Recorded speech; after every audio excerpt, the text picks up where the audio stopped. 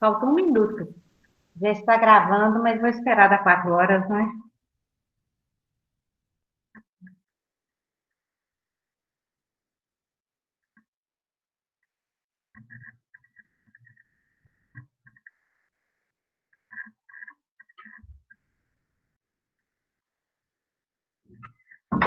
Boa tarde. Nós vamos dar início ao simpósio intitulado Estudos de Nomes Próprios.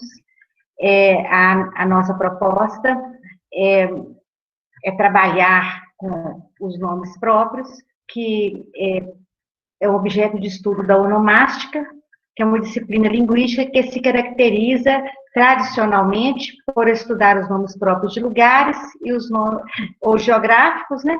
E os nomes próprios de pessoas. Outros estudos sobre nomes próprios integram também a onomástica. Dentre eles, a gente pode citar a panteonímia, que trata dos nomes próprios variados, como de animais, navios, seres sobrenaturais, títulos de livros.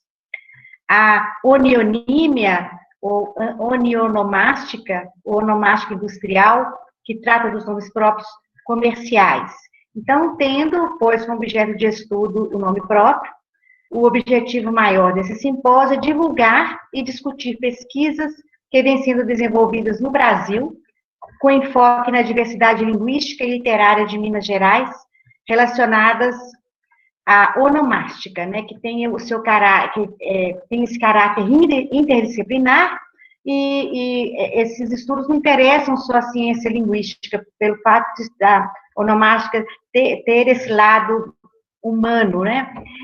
Interessa também a outras ciências, como a história, a geografia, a arqueologia, a genealogia, a cartografia, o que mostra a riqueza e a importância dessa área. Antes de apresentar as palestrantes, né, eu gostaria de dizer que a professora Márcia Maria Duarte dos Santos não vai poder participar dessa mesa, ela se encontra impossibilitada de fazer a sua palestra hoje, mas amanhã à tarde ela vai participar de uma mesa.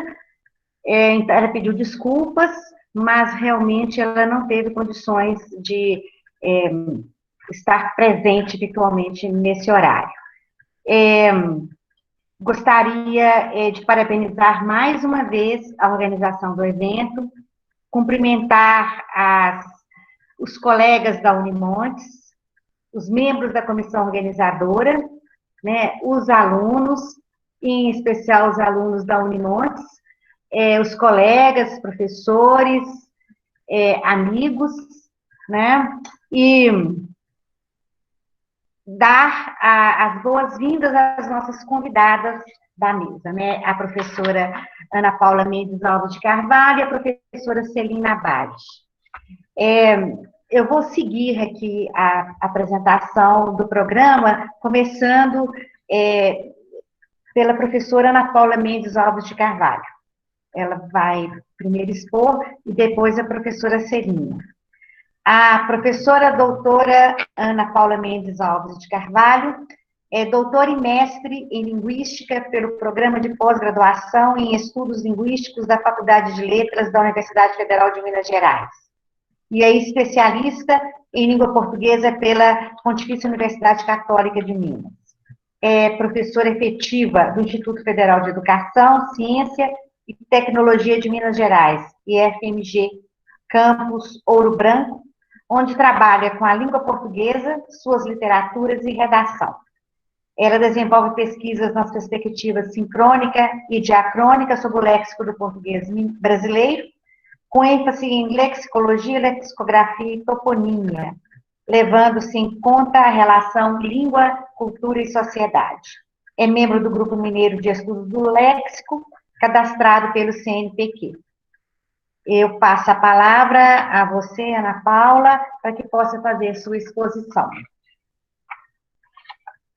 Como está sendo de praxe nesse evento. As pessoas que quiserem, tiverem perguntas, escrevam essas perguntas no chat, que no final, depois das duas apresentações, nós retomamos. Boa tarde a todos, né? Novamente, todas e todos. Muito obrigada, professora Cândida, né, pela apresentação, né, pela minha apresentação. Nem sabia que tinha tantas informações assim. Eu aproveito a oportunidade para dizer que é uma honra estar numa banca com pessoas tão, numa mesa, um simpósio, né, com pessoas tão caras, né, são você, a Celina, a professora Márcia, que não está presente, né, uma honra mesmo, e a gente ter aí também como pessoas assistindo, professoras, pessoas muito queridas, né, pessoas que eu já cumprimentei, pessoas que já conversaram aí com a professora Marta Ché.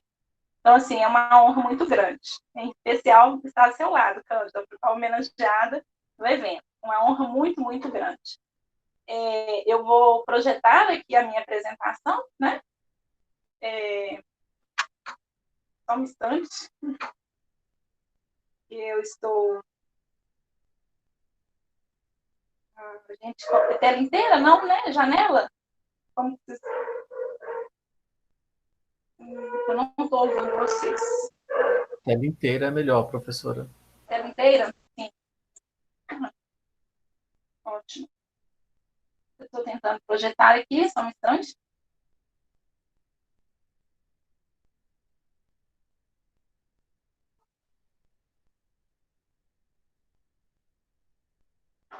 Está aparecendo. O trabalho que eu vou apresentar é meu com a professora Cândida, né? Outra honra. A professora Cândida foi minha orientadora no doutorado, minha supervisora no pós-doutorado, e a gente vai apresentar um trabalho, um trabalho desenvolvido em coautoria sobre os dados de Minas Gerais. Está aparecendo, pessoal, para vocês? Ainda não, né? Não está aparecendo, não. Agora, eu não sei, ontem a tela inteira não se mantinha, piscava. Olha se está aparecendo agora. Ah, sim. Tá? Está. Aí, vou começar. Ok, já está aparecendo, tá? Eu estou... Então, já estou projetando aí. É um trabalho, então, nós desenvolvemos que se intitula O Estudo do Léxico Toponímico Mineiro, os topônimos relativos aos membros de associações religiosas. Então, é um trabalho, né, desenvolvido em Minas Gerais, com dados mineiros. Esse trabalho ele está vinculado ao projeto ATMIG.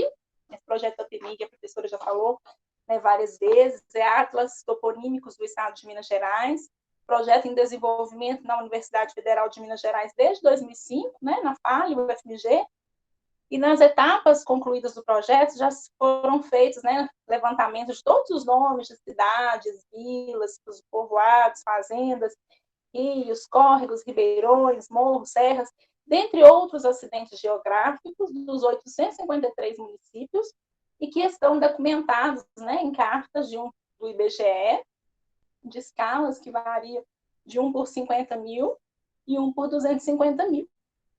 Desse total de dados, a gente tem um total de mais de 85 mil topônimos.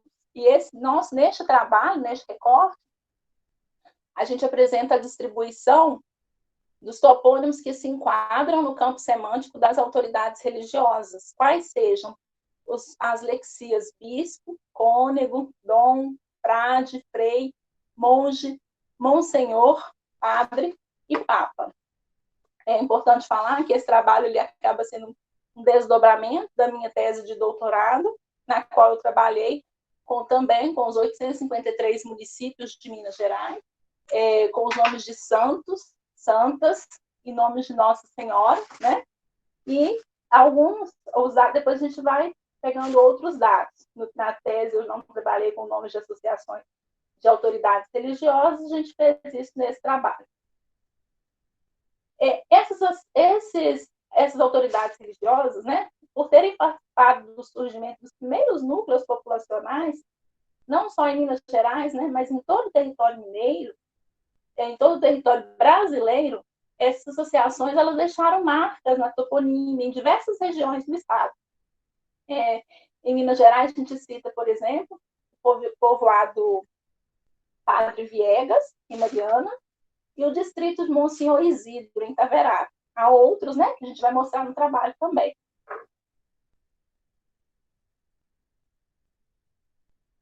Os pressupostos teóricos que adotamos nesse trabalho são os mesmos utilizados em nossa tese de doutorado, né? Nós nos baseamos basicamente pelos estudos de Dosat, 1926, e pelos trabalhos de Dick, especificamente 1990, A e B, né? E outros trabalhos também da autora, 2004, 2006.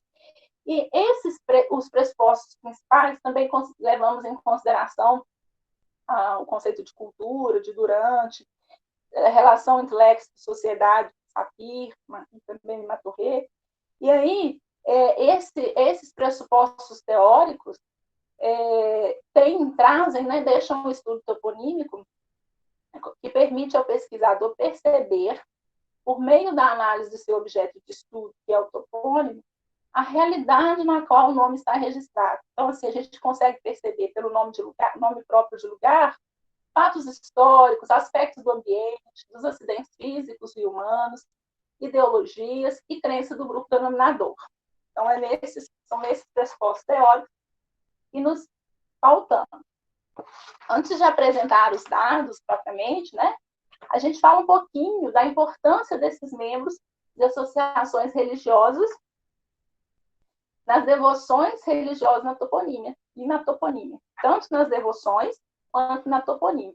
Bom, a gente já sabe, né, que o Brasil, desde o início do seu povoamento, ele tem esse destaque de ter sido nomeado, né, com o nome de invocação religiosa.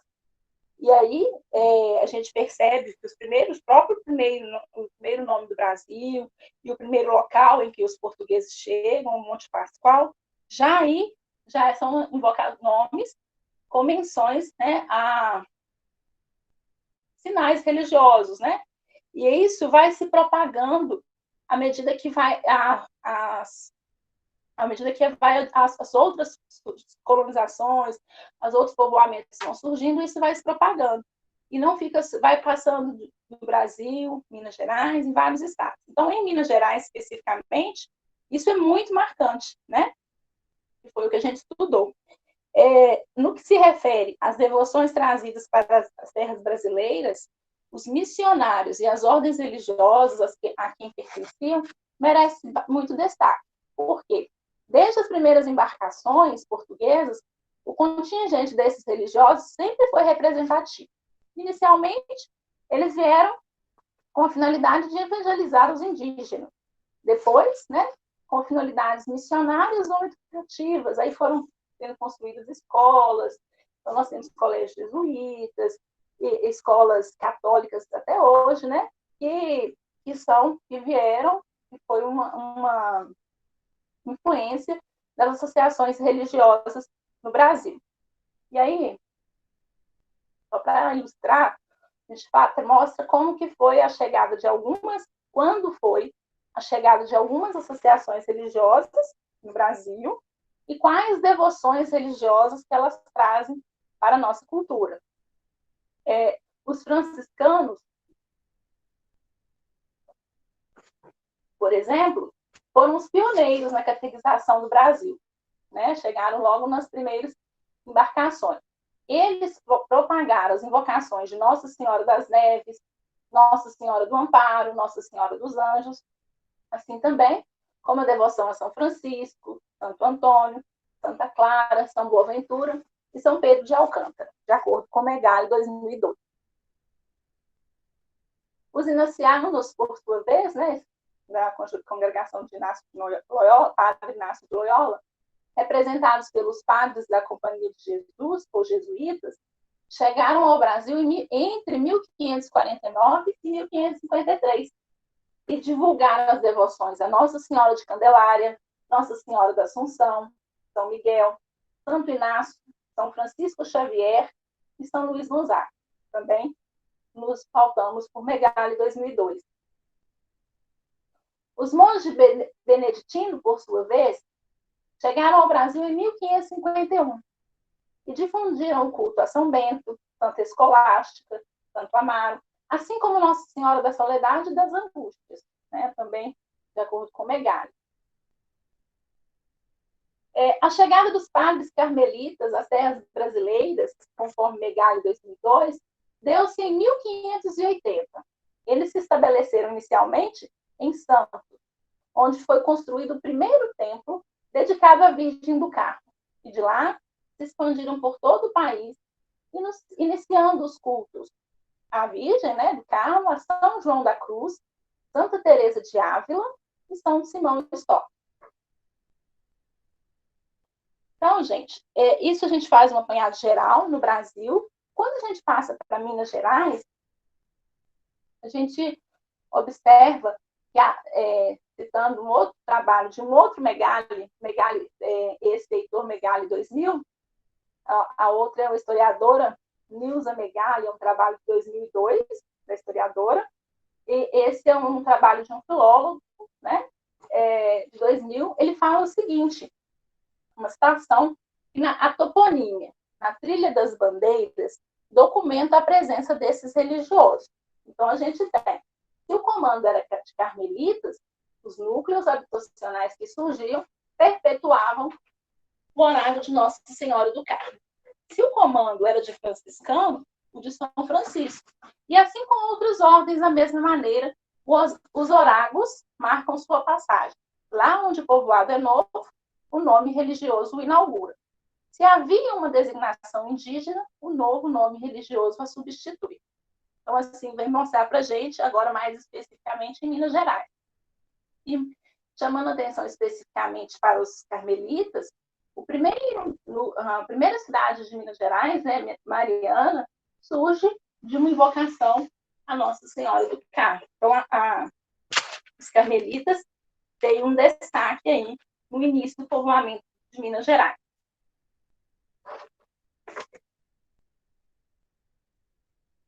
Né, conforme eu acabei de dizer, temos um destaque para os carmelitas e a presença da religiosidade cristã, refletida na devoção à Maria e aos santos, desde o início do seu povoamento até os dias atuais, pode ser percebido, né?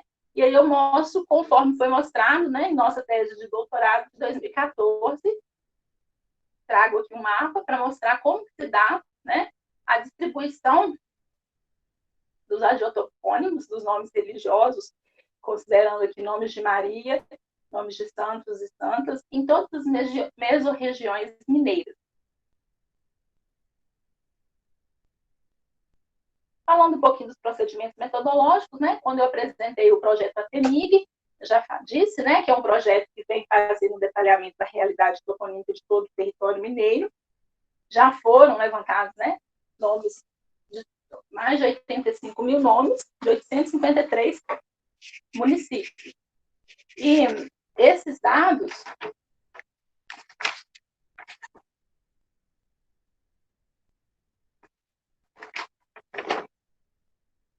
após a coleta e catalogação desses dados, os topônimos eles são registrados em fichas lexicotoponímicas e constituídos uma análise detalhada de cada topônimo, né? Já foi feito isso, e essas informações o integram à sociedade e à cultura.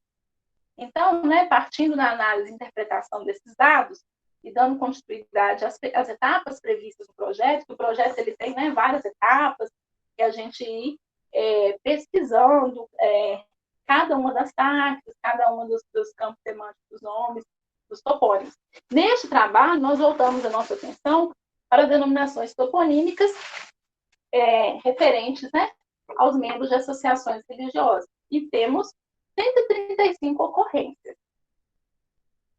Cabe dizer aqui, gente, que além dos dados do ATEMIG, além dos dados sincrônicos, com o intuito de verificar o registro desses designativos em outros períodos da língua portuguesa, além da observação dos dados contemporâneos, né, recorremos também a mapas históricos do século XVIII e XIX, que integram o trabalho Cartografia das Minas Gerais, da Capitania à Província, organizado por Costa e outros, de 2002. Então, agora a gente apresenta a análise, né, os dados, um pouquinho que a gente encontrou. Começando pelos dados históricos, né? E da consulta aos mapas históricos de 2018 e 2019, encontramos o registro de apenas 5 topônimos, sendo 4 ocorrências na primeira metade do século XIX, então não encontramos no século XVIII, e essas 4 ocorrências é Padre Inácio, né, Padre José Ignácio, Padre Manuel e Padre Silvério. Encontramos também uma ocorrência na segunda metade do século XIX, que é Padre Manuel. Então, a gente percebe, assim, poucas ocorrências, né, nos dados históricos, pelo menos no que se refere a esse conjunto de mapas que nós pesquisamos. Tá? No que se refere aos dados do ATMIG, os dados crônicos, então, a gente organizou os dados, as 135 ocorrências, nesse quadro, né? E nesse quadro, a gente pode ver, né, as lexias divididas. Então, a gente tem bispo, né, cônego, dom, frade, frei, monge, monsenhor, padre e papa. Então, aí eu vou mostrar para vocês como que foram analisados esses 135 dados. Desses 135 dados, 94 ocorrências e seus respectivos antropônimos ou nomes próprios individuais, tais como Padre Eustáquio e Dom Silvério, né? Então, 94 são os nomes, as lexias que eu mostrei, né? Padre, cônego, dom, mais o nome próprio individual ou antropônimo. São 94 ocorrências. 41 ocorrências, já aparecem os designativos desacompanhados de antropônimos. Dessas 41 ocorrências, 5 são constituídas de sintagmas nominais, por exemplo, fazenda frade, né? E padres, papa córrego, papa pequeno, e 36 são ocorrências constituídas de sintagmas preposicionadas. Então, seria córrego do padre, córrego do bispo, fazenda do papa. No que se refere à classificação desses topônimos, inicialmente, podemos classificá-los de acordo com o DIC, né? 1990, página 32, em que ela classifica esses nomes como axiotopônimos. O que seriam os axiotopônimos? Os topônimos relativos aos títulos e dignidades de que se fazem acompanhar os nomes próprios individuais. Segundo a mesma autora, entretanto, associações religiosas e seus membros, bem como os locais de culto, datas ou efemérides religiosas, inserem na taxa dos hierotopônimos, ou topônimos sagrados de diferentes crenças. Então, a gente pode classificá-los como axiotopônimos inicialmente, né? Mas ela mesma faz essa ponderação. Pereira e Nandim, em seu trabalho de 2017, eles retomam o segundo trabalho da toponimista, defendendo que, por serem membros de associações religiosas, os nomes de autoridades religiosas, né, padre, bispo, monge, de modo geral, podem ser classificados seguramente como hierotopônimos. Então, eles defendem essa classificação. E eu trago aqui uma citação dos autores, mostrando para a gente como que eles justificam essa opção, né, por classificá-lo como hierotopônimo. Então, segundo os autores, ao classificarmos almirante, coronel, marquês, por exemplo, como axiotopônimos, os classificamos de forma consciente e clara. No entanto, se classificarmos os topônimos Padre José de Anchieta, Padre Manuel da Nóbrega e Padre Nilo como axiotopônimos, parece-nos não muito pertinente, devido ao fato de que a unidade léxica padre não se tratar de um título, e sim de um estado de vida. E assim eles se orientam por Gomes 2014. Continuando, os autores pontuam: o topônimo padre não se trata de um título ou dignidade, nem de uma profissão. Tanto que um padre pode, por exemplo, exercer a profissão de professor, ou outra qualquer, desde que não interfira na sua missão primeira junto à igreja. O nome de lugar padre se enquadra, de fato, no campo semântico das autoridades religiosas em geral, ainda que esse topônimo, por vezes, seja classificado como axiotopônimo, julgamos mais pertinente, julgamos mais de acordo, classificá-lo como hierotopônimo. No seu trabalho, os autores até falam que alguns autores classificam, né, como sociotopônimo, por se tratar de profissão. Mas eles mostram, eles defendem que eles sejam classificados como hierotopônimo. Apesar de concordarmos com os autores no que se refere ao fato de que padre não seja uma profissão e sim um estado vocacional, sagrado, perpétuo, como disseram os autores, que, pois, mesmo se afastando da igreja, um padre não deixa de ser padre, discordamos de que essa unidade léxica, assim como as demais consideradas em nosso trabalho, como bispo, cônego, dom, frade, frei, monge, monsenhor e papa, não seja um título. E nós encontramos respaldo para esse nosso posicionamento em um vocabulário português e latino de Rafael Blitor, em que o dicionarista faz referências a algumas das lexias analisadas como títulos honoríficos. Vejamos.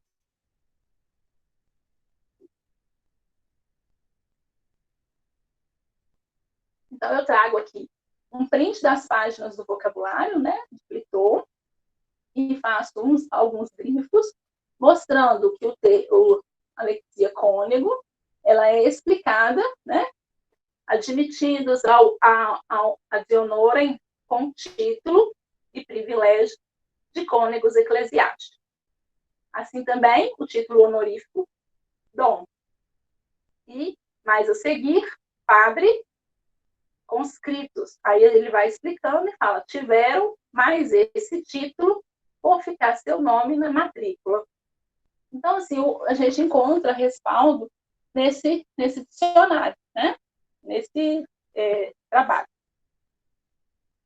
Então, nós retomamos a primeira classificação de Dicke para esses topônimos, né, em que ela fala que são axiotopônimos, julgamos, então, pertinente considerar como axiotopônimos as 41 ocorrências de topônimos que aparecem desacompanhadas de nomes próprios individuais, tais como Terra do Papa e Fazenda do Padre. Para as demais 94 ocorrências que se constituem de títulos de autoridades religiosas, mais os seus respectivos antropônimos, com nomes próprios individuais, como Fazenda do Elveste e Córrego Padre de Domingos, faltamos-nos, além do estudo de Dicke, né, também pelo estudo de Faria, 2018, que, contribuindo para uma atualização das taxas de Dicke, defende que, por se referir a nomes de pessoas precedidos de títulos ou designativos, tais denominações toponímicas devem ser classificadas como antropoaxiotopônimos. Então, a gente volta a Dicke e também nesse trabalho que amplia a taxa de Dicke, que é o trabalho de Faria, 2018. Quanto à classificação dos acidentes geográficos, observa-se uma predominância desses topônimos relativo aos membros de associações religiosas na designação de acidentes de natureza humana. Uma vez que 63% dos nomes sob enfoque, ou 85 ocorrências, referem-se a fazendas, vilas, localidades, entre outros. Os acidentes físicos, né, rios, córregos, serras, por sua vez, correspondem a apenas 37% dos dados, ou seja, 50 ocorrências. Então, predominantemente, nós temos os acidentes humanos com esses nomes.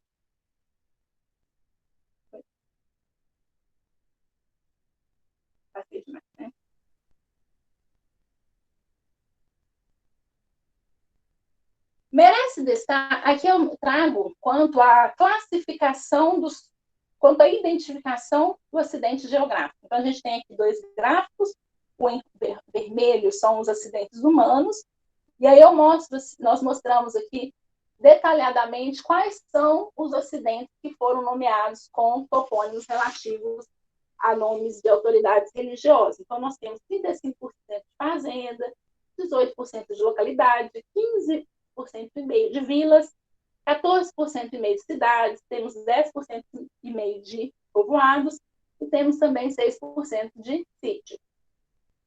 Por outro lado, nos acidentes físicos, né, lembrando, né, as 50 ocorrências de acidente físico, nós temos dessas 50 ocorrências, 68% são córregos, 10% são rios, 8% ribeirão, 4% riacho. Chamo a atenção para esses 4 que se destacam, todos relacionados a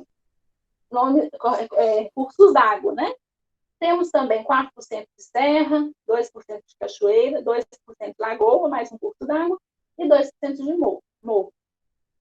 Nós temos, então, a predominância aí dos acidentes físicos, de referentes a cursos de água, com nomeações relativos ao nome de autoridades religiosas. Merece destaque nos acidentes humanos o percentual de cidade. Por quê? 14,5% dos dados. Um momento, Ana Paula, eu não sei se é para todo mundo, mas para mim a sua fala está falhando. Como é que está aí para você?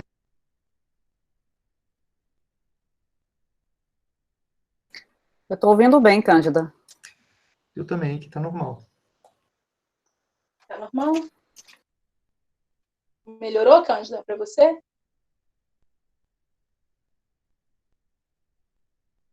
Cândida parece que caiu. Ela está sem som. Ah, Liga o som, Cândida. Não, pois estava falhando aqui para mim, para você está falhando?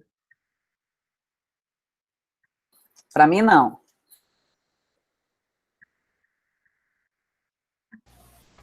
Está normal aqui, Cândida.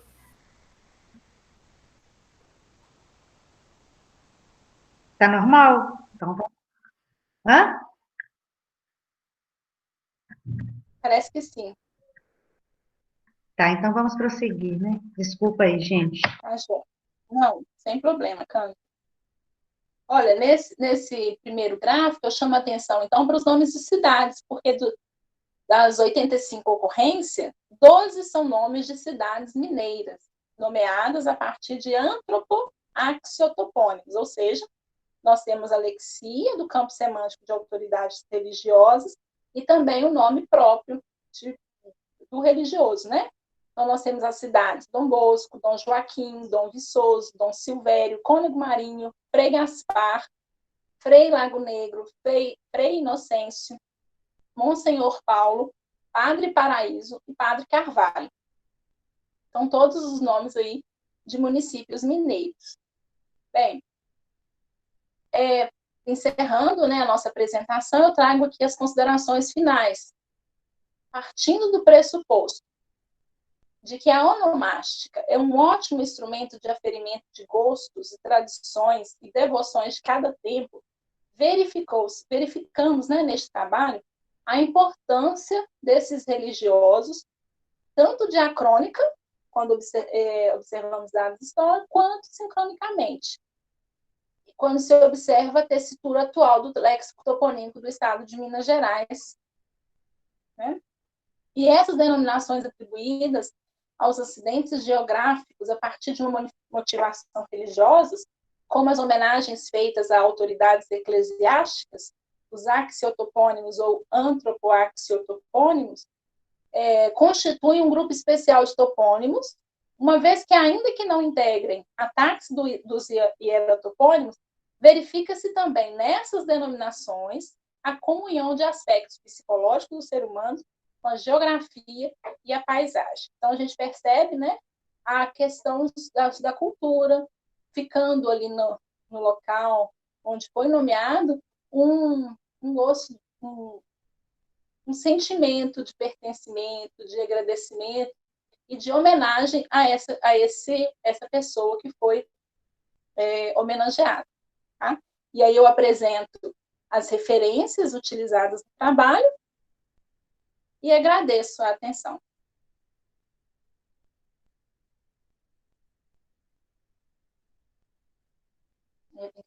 Né? Tentar sair aqui, gente. Fechar a tela. Eu vou fechar aqui, só um minutinho.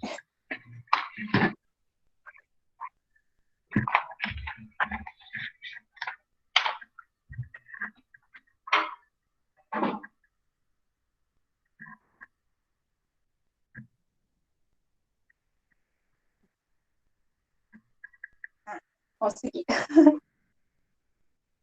Oi? Consegui, acho que consegui, Quase, tá? né?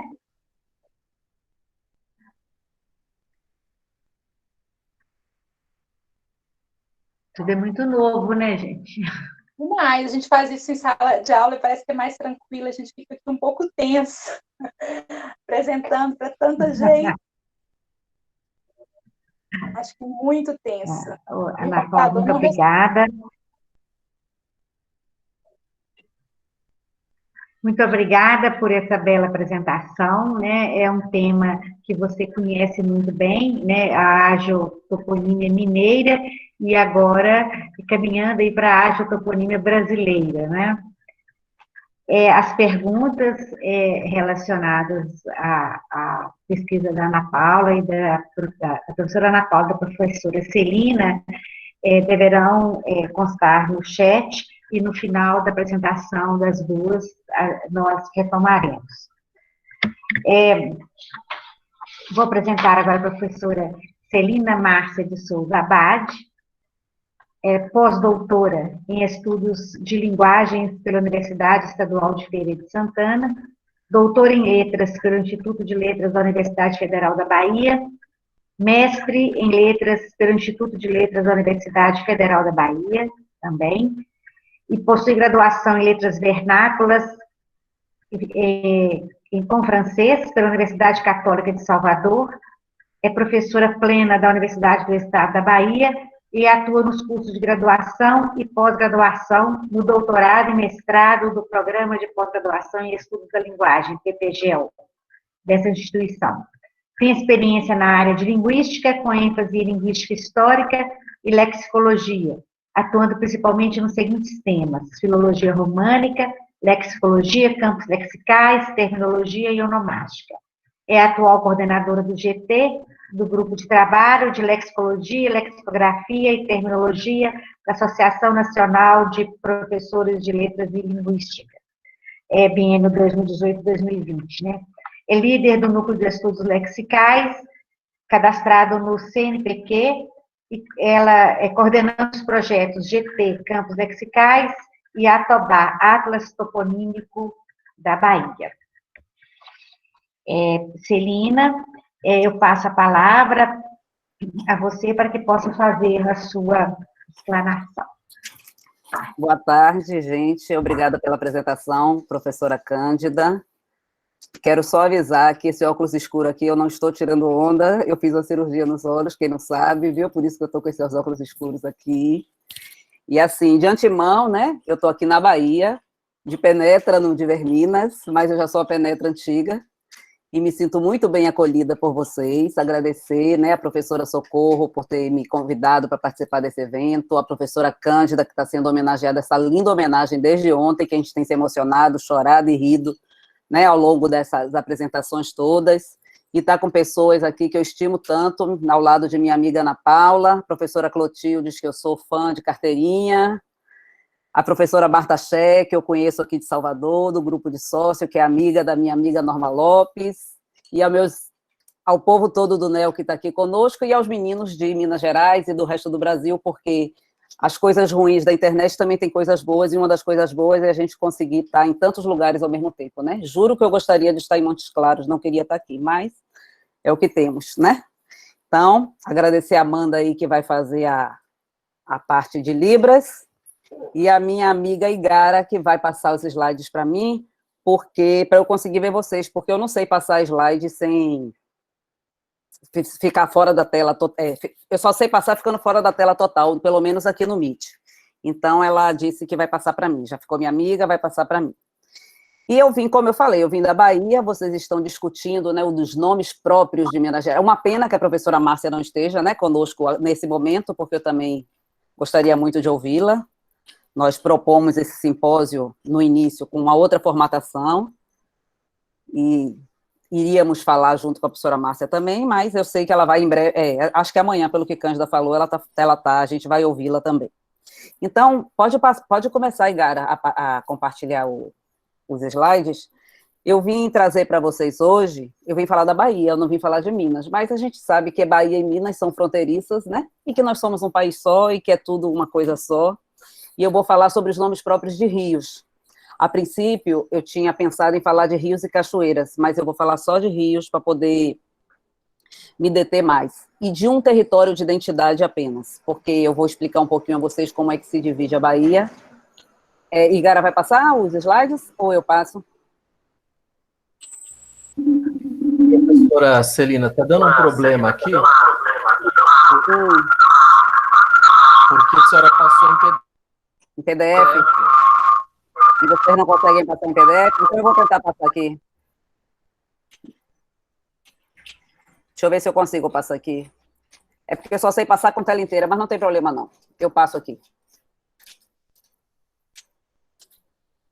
Então. Obrigado, desculpe. Tá, não, tranquilo. Ô, Celina, só que você não pode pôr tela inteira, né? Você Por quê? coloca... Não, eu só consigo com tela inteira, Cândida. Se eu botar outra tela, nunca fica certo. Por que eu não posso tela inteira? Eu vou botar, seja o que Deus quiser. Ontem eu não conseguia ficar vacilando, mas tenta, vamos ver. Né? Estou tentando. Ô, Cândida, eu passei tela inteira. Eu só sei passar a tela inteira. Não... Então ótimo. Às vezes o problema foi comigo aqui, então. Tá ótimo. Pronto, já estão vendo aí?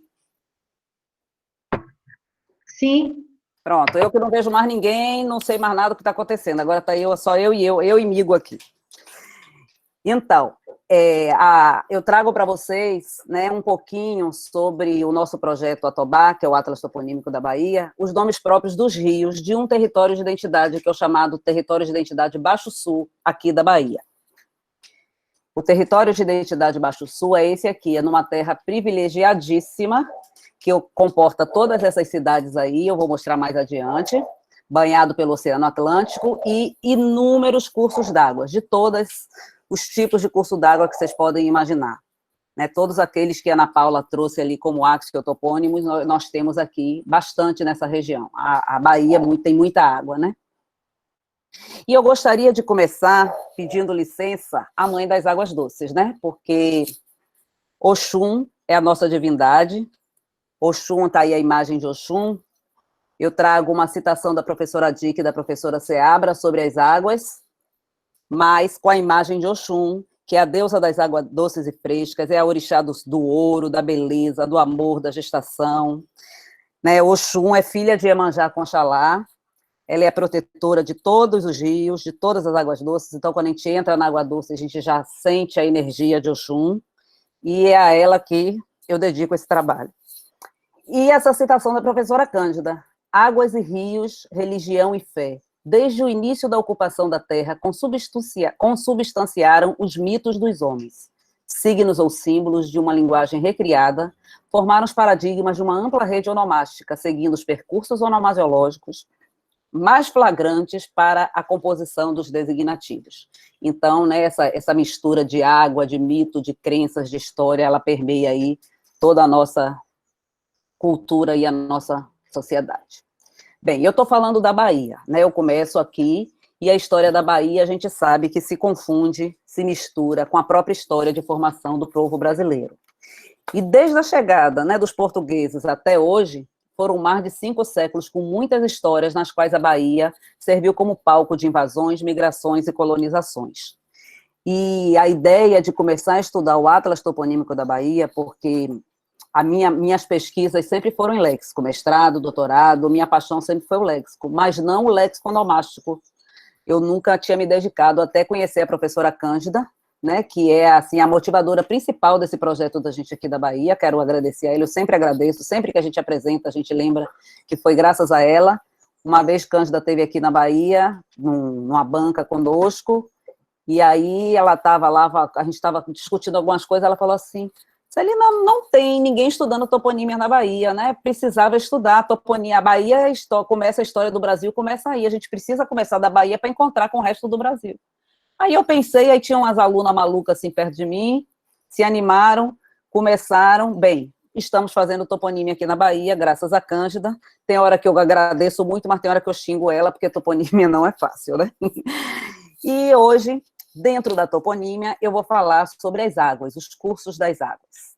Então, também citando Dick e Seabra, ainda desse texto de 2001 que eu gostei muito, o sistema hidrográfico brasileiro encerra uma riqueza pronunciada de cursos d'água, seja na distribuição quantitativa como em extensão e em volume.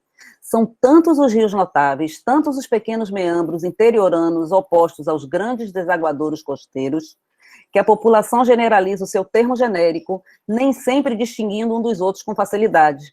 Se córrego, riacho ou ribeirão, tudo é rio, existindo em qualquer lugar.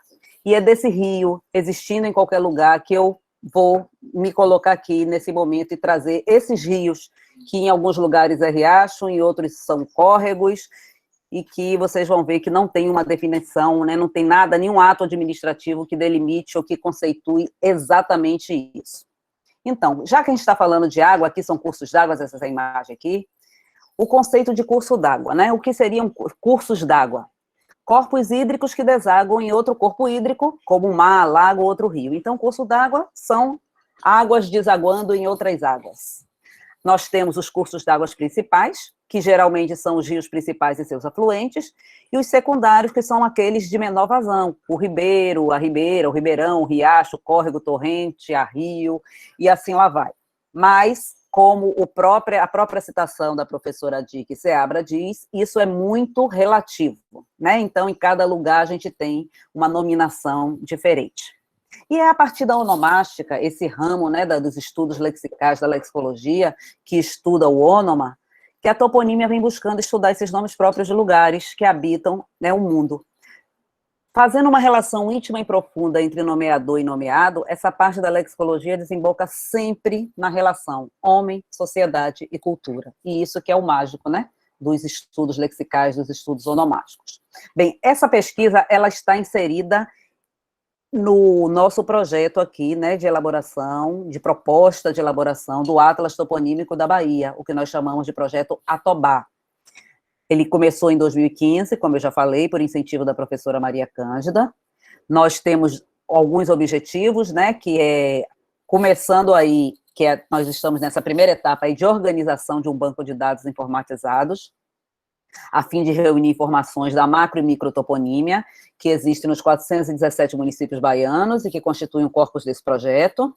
Futuramente, vamos passar para a cartografação e digitalização das cartas toponímicas e, finalmente, quem sabe um dia, ou em alguma encarnação, elaborar o Atlas Toponímico, sempre tomando como base o modelo teórico proposto por Dick. Porque eu digo sempre que quem faz toponímia não é uma geração que faz toponímia, são várias e várias e várias. Então, esse trabalho que começou aqui, acredito que pelo menos umas 3 ou 4 gerações aí consiga ter um resultado mais ou menos satisfatório disso, porque, por enquanto, a gente não sai dessa organização do banco de dados. E aí, bem, primeira etapa desse projeto, que é na organização dos bancos de dados, a gente está levantando os acidentes humanos e físicos, né, que a gente está conseguindo documentar, fazendo essa coleta de dados, analisando e tabulando esses dados, e aí organizando em fichas lexicográfico-toponímicas, seguindo o modelo da professora Dick, que é a mentora, né, dos estudos toponímicos no Brasil, que fez a proposta do Atlas Toponímico do Brasil, e apresentando resultados parciais, com algumas dissertações já concluídas aqui de mestrado, né, alguns trabalhos publicados em revistas científicas, é o que a gente está fazendo aos pouquinhos. Bem, como fonte para essa primeira etapa, como a maioria do Brasil, a gente pega, né, os dados do IBGE. Aqui nós temos o SEI, que é a Superintendência de Estudos Econômicos e Sociais da Bahia, que são os documentos que a gente trabalha aqui, os mapas, né, próprios da Bahia. Nós também trabalhamos com fontes do Tribunal Regional Eleitoral, para os nomes, principalmente, dos acidentes humanos.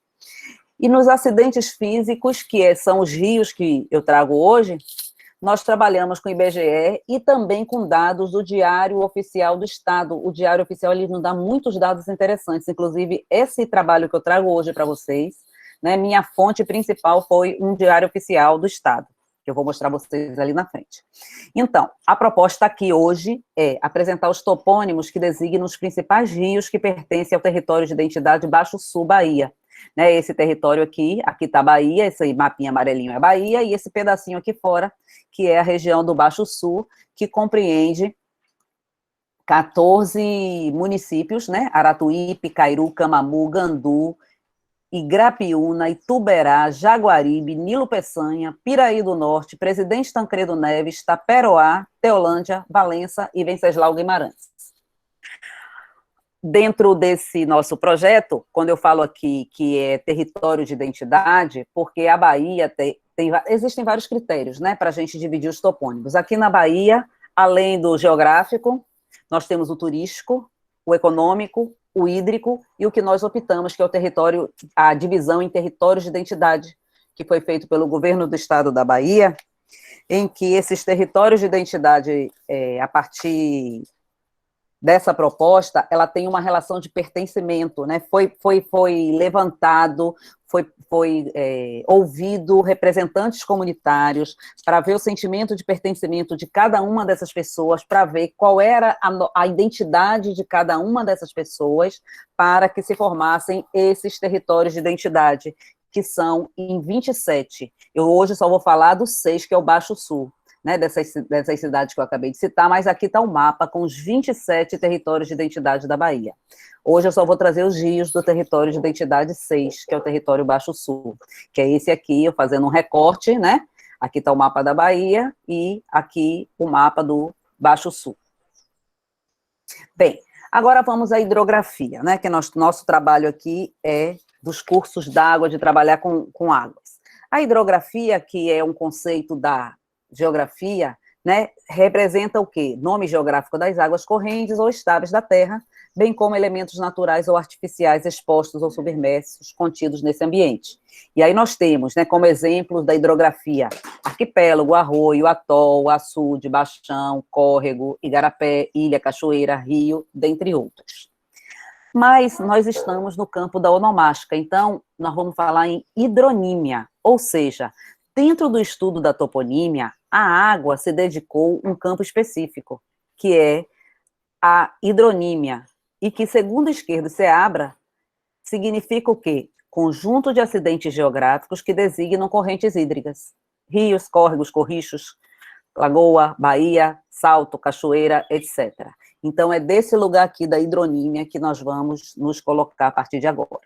A Bahia tem, como eu falei, né, tem diversos cursos d'água, diversos recursos hídricos, né, muitas bacias hidrográficas. No Baixo Sul, nós temos essa representação hidrográfica, mas a Bahia tem muitas outras, né, é a bacia hidrográfica do Recôncavo Sul, aí ela é limitada ao norte por uma outra bacia, a bacia do Jequiriçá e pela bacia do Rio de Contas, e tem subbacias, né, que formam outros rios, o Una, o Rio Cachoeira Grande, ou Mariana ou Acaraí, esse rio tem 3 nominações diferentes, o Rio das Almas, ou Rio Jequié, que eu vou falar dele um pouquinho, que foi um dos que eu trouxe como exemplo para vocês.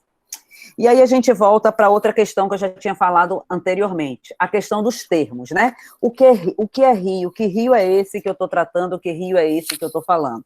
Bem, o IBGE tem um glossário de termos genéricos desses nomes geográficos, utilizados nesse mapeamento todo, mas ainda assim a gente tem dificuldade em definir essas coisas. Pelo IBGE, rio é corrente líquida resultante da concentração do lençol d'água num vale. E aí esse rio ele pode ter extensões, né, curso superior, médio, inferior, se divide em 3 partes. Mas nós temos também variantes, né? Então, por exemplo, nós temos no Nordeste, para o aumentativo de rio, nós temos o Riachão. Inclusive, nós temos uma cidade aqui, Riachão do Jacuípe. Para diminutivo, aí oscila. No Norte, no Centro-Oeste, no Nordeste, nós temos riozinho, muito pouco riozinho aqui no Nordeste, porque aqui a gente chama mais riachinho, e no Sudeste também, como diminutivo de rio. Já Riacho e Ribeirão são designações, já tem uma outra designação, já não é mais aumenta, riacho não é diminutivo nem ribeirão aumentativo, são cursos d'água que desembocam em outro curso d'água. É esse o conceito de riacho e de ribeirão, riacho aqui no Nordeste e ribeirão no Sudeste. E ainda o ribeirãozinho, que é usado no Centro-Oeste como um diminutivo de ribeirão. Então, nós temos aí essas nominações todas para variantes do próprio rio, que no final é como aquela citação de Cândida e Dick, né? No final, tudo vai ser rio. A gente não sabe, a gente olhando o curso d'água, a gente não sabe se é rio, se é riacho, se é riachão, se é riachinho, seja lá o que for. Então, para a seleção dos rios que eu trago hoje para vocês, 57 rios, eles foram todos tirados do Diário Oficial do Estado, né, do dia que foi publicado no dia 19 de dezembro de 2013, onde nessa lei 12.926, ela atualiza os limites dos municípios do território de identidade Baixo Sul. E aí, no momento que ela atualiza esses limites, ela cita todos os rios, riachos, córregos, que passa nesses municípios todos. Uma coisa interessante, quando eu estava olhando isso, é pensar e lembrar que todos os rios baianos, todos os rios aqui da Bahia, eles são voltados para o Oceano Atlântico. E nacionalmente, né, porque existe uma divisão nacional aí entre regiões hidrográficas, nós temos aqui na Bahia duas grandes regiões hidrográficas, a região hidrográfica do São Francisco e a região hidrográfica do Atlântico Leste. Os nossos rios do Baixo Sul situa-se na região hidrográfica do Atlântico Leste. Além dessa fonte, eu já estava terminando o trabalho, eu encontrei uma outra fonte no SEI, de 2001, com mais 54 rios. E aí, somando aí, na verdade, poucos nomes se repetem. Eu tenho 57 aqui, 54 da outra fonte, que daria um total de 94 nomes para topônimos diferentes. Mas nessa pesquisa de hoje aqui com vocês, eu só vou trazer esses 57. Eu estou apresentando esses 57. Posteriormente, eu trago esses 94. Um pouquinho de história para quem não conhece a região do Baixo Sul. Ela, claro, né, tudo tem a ver com a história do Brasil, porque o Brasil começou por aqui. No início do século XVI, foi a área pioneira aí do processo de ocupação do nosso país. Lá na primeira metade do século XVI, nós já tínhamos aqui extrativismo de madeiras nobres, como o pau-brasil, e isso vai marcar a colonização da região toda aqui. E pelo meados do século XVII, a cana-de-açúcar passa a ocupar lugar privilegiado na economia local, e aí surgem as primeiras povoações, em decorrência da expansão dessa cultura da cana-de-açúcar, e a partir daí, a região sul, né, essa região do Baixo Sul, torna-se grande produtora de alimentos, como a farinha de mandioca, o milho, arroz, feijão, além de diversos derivados da atividade pesqueira, porque é uma região muito pesqueira, muito boa para pesca e com mariscos maravilhosos. Bem, vamos aos estudos, né, da onomástica propriamente dita. Então, esses 57 rios que eu encontrei até então, registrados até então, né, eles estão classificados assim.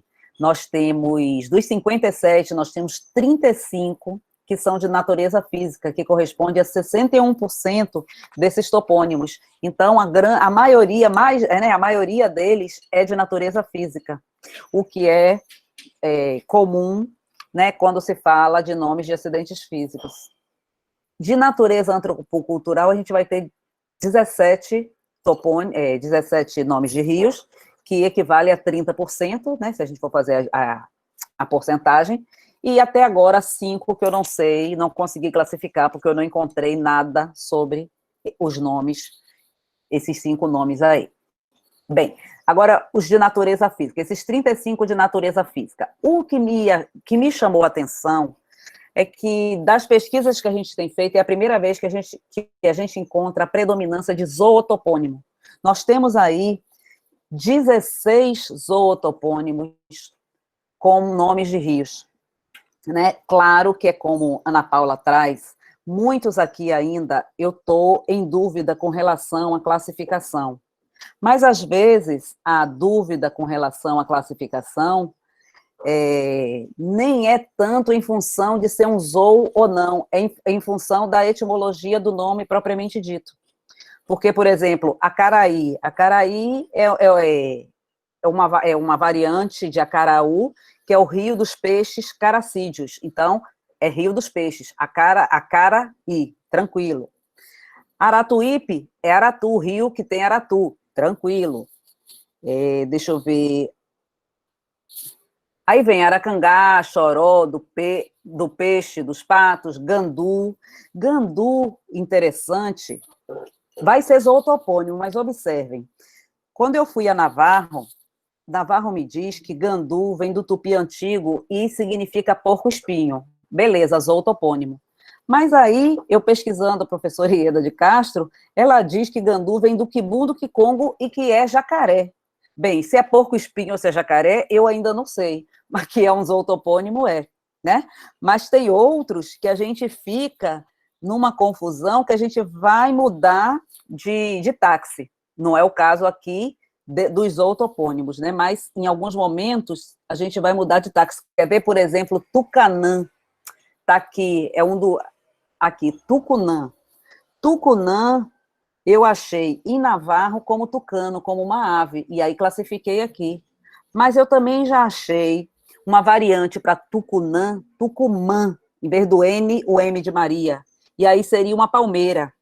Ainda existe uma tribo pataxó chamada Jeru-Tucunã, que é uma tribo que saiu daqui do sul da Bahia, lá de Barra Velha, e foi parar em Açucena, em Minas Gerais. Essa tribo Jeru-Tucunã, ela ainda existe, é uma tribo, né, de uma aldeia pataxó, e para eles, no Facebook dessa tribo, da tribo Jeru-Tucunã, eles dizem que Tucunã quer dizer o barulho das águas. Bem, aí está classificado como zou, mas eu ainda posso pensar, né, que seja outras, que seja um fito, porque é palmeira, ou que seja um hidro por causa das águas. E aí a gente vai ficando com esses problemas, né, de classificações. Por enquanto, eu deixo ele aqui. Aí vamos seguindo, nós temos 7 hidrotopônimos. Bem, hidrotopônimo não teve problema, porque vocês estão vendo Água Branca, Água Preta, Braço do Norte, Cachoeira do Jatimane, Cachoeira Grande, que também se chama Serinhanhen ou Mariano, mas aí eu só classifiquei como hidro Cachoeira Grande. Onha, que é água corrente, é o mesmo que Unhão, e o Tijuco, né, que é o Rio Podre, a Lama, o Charco. Pronto. Os fitotopônimos, que eu achei que iria predominar, nós só encontramos 5 até então, que é o Batantã, que é tipo um coco, Buris, dos Paus, Putumuju, que é uma espécie de árvore, e o Quicaçá, que é uma espécie de casca venenosa da árvore. Temos os cromotopônimos, e o que também achei muito pertinente quando a gente se fala em cursos d'água, porque as cores dos rios, elas variam, né, a gente sabe disso, e aí a maioria do rio é escuro, mas nós temos aí um rio branco, nós vamos ter o Rio Pardo do Norte, o Rio Preto, o Rio Una, que quer dizer preto também, e o Rio Una Mirim. Depois, um geomorfotopônimo, que é o do Furado, porque Furado é o canal, né, que reúne 2 rios, e um litotopônimo, que é Ouro Preto. Então, assim, a riqueza da natureza física, ela é muito grande e ela fica interessante na estatística, porque há um predomínio dos zootopônimos sobre os demais, né, vocês vejam aí, nós temos aí 46% dos zootopônimos, 20% de hidro, 14% entre fito e cromo, e geomorfotopônimo e lito com apenas 3%. Então, é bem interessante, diferente da natureza antropocultural, que a gente não vai ver isso. Dos 17 nomes de rios de natureza antropocultural, nós vamos ter, assim, uma variedade muito... É um de cada, como vocês vão vendo aqui embaixo, predomina ergo, mas é uma predominância muito pequena, na minha opinião, 4 apenas, né? Nós temos 4 ergotopônimos, da Torre de Contas do Engenho e Pinaré. Pinaré é uma espécie de anzol. 3 hieros, aí, né, com Madre de Deus, Santa Teresa e São João, aí eu coloquei os ágios tudo, classifiquei só os hieros mesmo na classificação geral.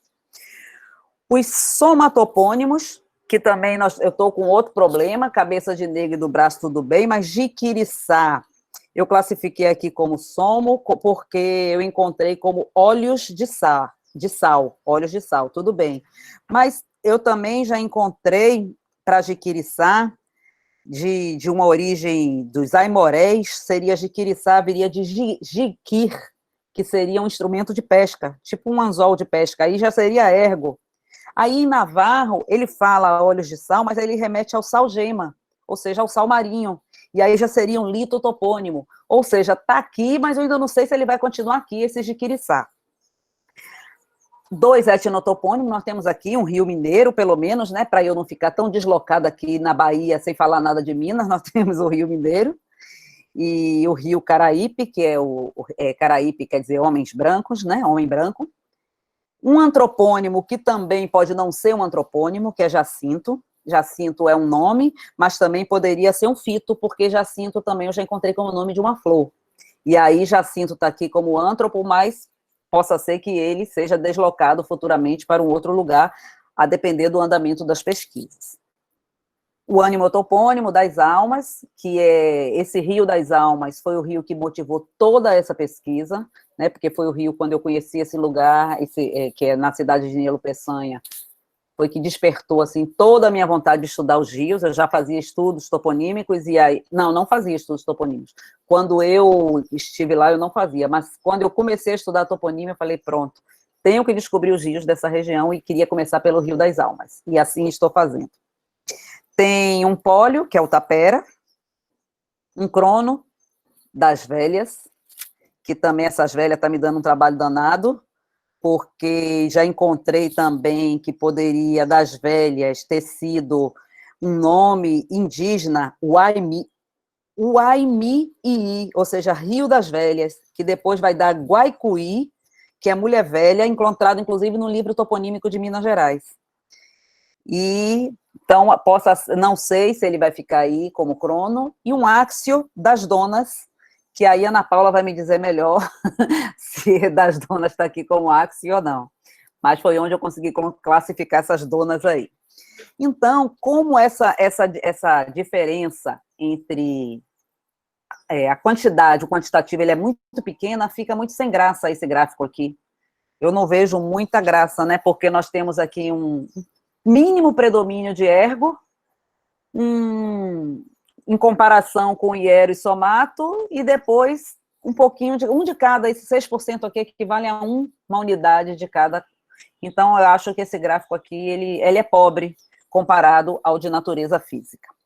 Bem, para a gente pegar esses topônimos todos, né, que a gente está classificando, a gente usa esse modelo de ficha, e aí a gente pega esses dados aqui para analisar cada um desses topônimos. Então, a gente vai lá para o nome, o registro do nome, procura táxi, que eu trouxe aqui para vocês já, né, de todos. A gente vai trazer a imagem desse rio, dizer a localização, no caso aqui, território de identidade Baixo Sul. Aí a gente vai buscar a origem, sempre em busca do étimo, mas não obrigatoriamente. A origem que a gente fala é de origem portuguesa, origem indígena, origem africana, a nossa base é essa. E depois a gente vai que é importante, mas nem sempre a gente consegue, e é altamente controverso também. A estrutura morfológica a gente só divide em elemento simples, composto ou híbrido, né? Elemento simples, uma única palavra, elemento composto mais de uma, e híbrido por duas formações de linguísticas diferentes. O histórico, dificilmente a gente encontra histórico nesse tipo de acidente, em rios. A gente encontra mais de um nome para ele, mas histórico não, era isso, passou aquilo, a gente não acha. Informações enciclopédicas, o contexto e a fonte. E aí, a partir dessas fichas, a gente traz os dados, que hoje aqui, como a gente não ia ter tempo de, né, claro que eu não ia conseguir falar todos, eu trouxe apenas 2 rios para vocês, que são os dois principais, não, o Una é o principal, e o rio que me motivou a fazer a pesquisa, que é o Rio das Almas. Então, o rio Una, que é um cromotopônimo, né? Porque vem do tupi antigo una, quer dizer preto escuro, então não há dúvida, mas observem que eu trouxe para vocês 3 fotos do rio Una.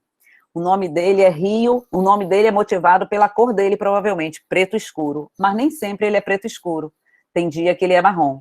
Esse rio Una aqui, para quem conhece a Bahia, é o rio que fica lá em Valença e que leva a gente para um dos lugares mais lindos do mundo, que chama-se Morro de São Paulo. E outros lugares lindos também, além de Morro de São Paulo. Boipeba, muitos lugares. Então, observem que, mesmo sendo um cromo, mesmo sendo motivado pela cor, nós vamos ter cores distintas desse rio. A gente sabe que o rio, né, ele é É policromático sempre, né? As águas do rio são misteriosas e são policromáticas. Bem, esse rio Una é um curso d'água com 93 quilômetros, então é um grande curso d'água. Sua bacia drena uma área de 1.280 quilômetros quadrados. Ele banha 5 municípios do nosso território de identidade. Ele banha os municípios de Valença, Presidente Tancredo Neves, Teolândia, e mais 2 municípios, que são 3 do território de identidade Baixo Sul, e 2 de outro território de identidade, que é o próximo território, que é a cidade de Mutuípe e Laje, que não pertence ao Baixo Sul. Mas Valença, Presidente Tancredo Neves e Teolândia, da qual corta o rio Una, pertencem ao nosso território. Tem uma grande importância assim, econômica, principalmente por causa da cidade de Valença, tanto pela questão turística, como pela produção de pescado. É um rio navegável por canoas, escunas e lanchas. E os principais afluentes, que também constam aqui na pesquisa, o rio Piauí, o rio Unamirim e o rio do Braço. Aqui está uma imagem de um mapa, né, ilustrativo do rio Una, para vocês terem uma ideia da extensão que ele corta aqui na região. Não é um rio pequeno, é um rio grande, é um rio importante. Opa! E eu trago também o Rio das Almas, que tem 2 nomes. O Rio das Almas, ele, como alma, né, ânimo topônimo, ou Jiquié, que poderia ser um ergotopônimo, né, porque Jiquié vem do tupi jequi, que é um cesto afunilado, uma armadilha para peixe. Bem, o interessante que, como eu falei a vocês, esse Rio das Almas foi o que motivou toda a minha pesquisa. Essa primeira foto aqui é uma ponte, aqui é a entrada da cidade de Nilo Peçanha, né, a cidade que eu conheci e me apaixonei por essa região. E já tem mais de 20 anos que eu frequento Nilo Peçanha, nunca ninguém ouviu falar que o nome desse rio é Jiquié. Nunca, nunca, nunca. Já fiz 1000 pesquisas, eles lá não têm acervo documental, não tem acervo público, não tem nada que comprove que um dia foi Jiquié. Eu ainda estou em busca de descobrir. Mas eu achei, numa obra que, por sinal, foi a professora Cândida que me fez comprar, né, a coreografia basílica do padre Ares de Casal, né, quando ele fala, né, do Brasil, lá do século XVI, que ele vai trazendo as citações, ele fala dos rios dessa região do Baixo Sul, e ele traz o rio como rio Jiquié. Ele cita vários, ele cita o Acaraí, o Serinhaém, o Jiquiriçá, o rio Una, o rio Maraú e o Jiquié. Aí ele dá o nome de Jiquié, ele não dá o nome de Rio das Almas. Também não descobri ainda por que esse nome é Rio das Almas. Mas num próximo evento, prometo, porque é a coisa que eu tenho mais curiosidade de saber é por que esse Rio das Almas se chama Rio das Almas, mas até hoje ninguém sabe, ninguém me contou, ainda não descobri. E olha que são 20 anos indo a Nilo Peçanha tentando descobrir isso. Eu vou precisar de um documento que eu ainda não achei, né? Aí eu trago aqui a origem de Almas e Aires de Casal, que eu já citei aqui para vocês. Vocês vão ver ele aqui, que ele não é, ele é um rio muito grande e ele corta várias cidades. Não sei se daí vocês conseguem ver minha setinha. Dá para ver minha setinha daí?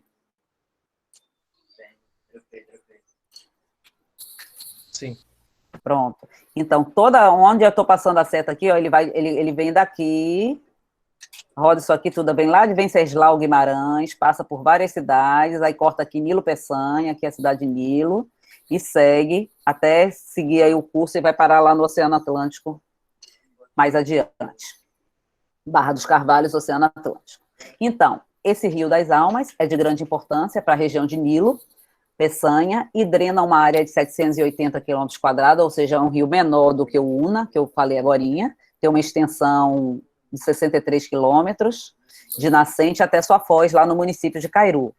E banha 4 municípios, 5 que eu esqueci de botar Cairu está aqui em cima, que ele também chega até Cairu. Nilo Peçanha, ele é fronteira entre esses municípios, ele é a divisa entre os municípios de Nilo Peçanha e Teolândia, de Nilo Peçanha e Itaperoá, de Itaperoá e Venceslau Guimarães, então ele é rio divisa, e dentro do Rio das Almas passam outros rios, outros afluentes também. É um rio também com boas condições para navegação, para pesca, na sua margem tem diversas plantações de cacau, de banana, de guaraná, de laranja, e os afluentes principais do Rio das Almas é o Rio Gandu e o Rio Águas Compridas. Então, até então, foi o que eu consegui, né, com as minhas pesquisas acerca desses rios do Baixo Sul. E para fazer as considerações muito longe de serem finais, eu queria dizer o seguinte: sabendo que esses topônimos constituem, que os topônimos, né, constituem marcas de identidade de um grupo e por isso integram o patrimônio cultural de um povo, os aspectos revelados a partir de um estudo onomástico toponímico normalmente ultrapassam o fazer linguístico, permeando caminhos históricos e socioculturais dos nomeadores, resgatando e preservando a memória e identidade de grupos que habitar no espaço em estudo. E é essa a proposta, né, do nosso Atlas Toponímico da Bahia, do Grupo Otobá, incentivado principalmente pelo ATEMIG, na pessoa, especialmente, né, da professora Maria Cândida Seabra. Enfim, terminando com a professora Dick, a onomástica, porém, é muito mais do que um mero fator auxiliar no agir e do viver individual ou coletivo. É indício de rumos tomados pelos falares, ao longo dos períodos históricos, de comportamentos presentes no cotidiano e de atitudes morais ou operosas valorizadas pela população. Aqui eu trago algumas das referências que eu trabalhei para fazer esse trabalho, e encerro com uma foto do Rio das Almas, que, como eu já falei, motivou a minha pesquisa. Então, muito obrigada por terem me ouvido, e é a contribuição que eu tinha para vocês hoje aqui no Diver Minas.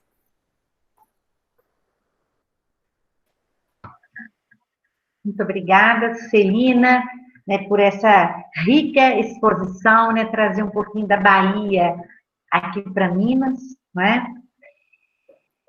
Agora, temos um bom tempo aí para perguntas, para a gente ter aí um diálogo, e as perguntas, né, deverão ser colocadas aqui inicialmente no chat, dependendo, a gente vai dialogando aqui.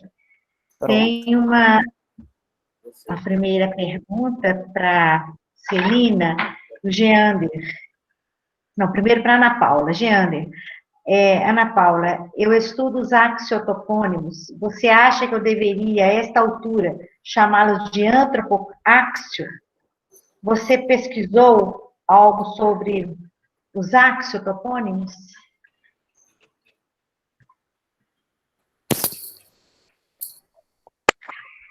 Estão me ouvindo? Sim. Eu vi, Geander, as considerações no chat aqui sobre o trabalho. Muito obrigada. É um trabalho... Primeiro, respondendo à pergunta, se você deve chamá-lo como antropoáxio topônimos, não é isso? Eu gostei muito da forma como a Glauciane Faria, em sua tese de doutorado, ela tratou, né, ela trabalhou com a táxi dos antropotopônimos. Então, ela traz para a gente que antes de receber um título, nós temos ali um nome próprio individual. Então, é um antropotopônimo. Ela traz isso para a gente, e ela, com essa perspectiva do seu trabalho, ela amplia a táxi de Dick, né? Então, assim, eu acho muito interessante trazer, sem deixar de trabalhar com a táxi de Dick, que são os axiotopônimos também, porque a gente tem aí títulos, né, honoríficos, quanto padre, quanto dom, cônego, nós temos títulos, mas temos também, quando acompanhados de nomes próprios individuais, temos também, né, antropônimos. Então, a nossa opção pelo esse trabalho de Faria, né, da Glauciane, uma colega, uma irmã, né, uma filha de Cândida também, um trabalho assim muito bem feito sobre os antropônimos. Eu acho que vale sim a pena mexer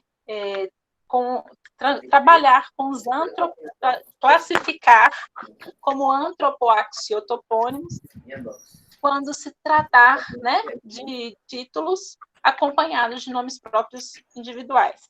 A outra pergunta é se eu trabalhei com axiônimos, não especificamente. Nós trabalhamos com os topônimos de Minas Gerais, né, dos 853 municípios, conforme eu disse, encontrados aí em cartas do IBGE, de 1 por 50 até 1 por 250 mil, e não fizemos leituras mais produtivas a respeito dos axiônimos propriamente. Então, assim, a gente trabalhou mesmo com os trabalhos de Dick, o trabalho de Faria, pegamos também o trabalho de Pereira Nandi, que também trata desse assunto, né? E diante das leituras feitas, né, consideramos pertinente, né, adotar essa táxi. É um trabalho muito interessante ver como que os nomes, né, de autoridades religiosas se fazem presentes ainda hoje, né, em nomes de rua, em nomes de instituições escolares, é muito recorrente. E aí marca a época, né, a época que aquele religioso era importante para a localidade.